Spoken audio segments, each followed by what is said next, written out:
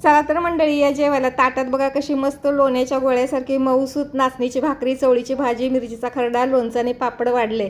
बघूनच तोंडाला पाणी सुटलं ना. आता अशी मस्त लोण्याच्या गोळ्यासारखी मऊसूत नाचणीची भाकरी कशी करायची ते मी तुम्हाला दाखवते. इथं बघा पातेल्यात 1 वाटी पाणी घेतले, त्याच्यात अर्धा चमचा तूप घातले आणि बरोबर 1 वाटी नाचणीचं पीठ त्यात घालायचं आहे. पाणी गरम झाल्याशिवाय त्याच्यामध्ये पीठ घालायचं नाही बरं मंडळी.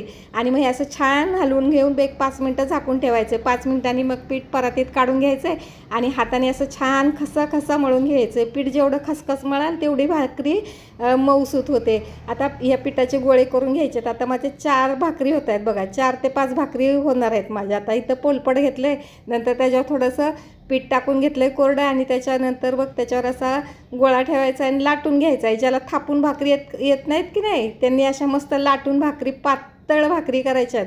आणि मग हे बघा आता ही भाकरी शेकून घ्यायची. तवा गरम झाला की भाकरी त्याच्यात टाकायची, वरून पाणी लावायचं आहे आणि दोन्ही बाजूने चांगली भाकरी भाजून घ्यायची.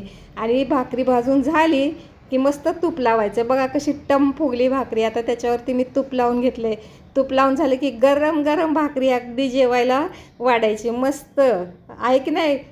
बघूनच तोंडाला पाणी सुटतंय की नाही. आता ह्याच्यात जी चवळीची भाजी वाढली ना, ती लग्नात किंवा पंक्तीतली चवळीची भाजी असते ना, अगदी तशी भाजी आहे. ती पण कशी करायची याचा व्हिडिओ मी लवकरच तुम्हाला दाखवेल. मस्त आहे ना रेसिपी.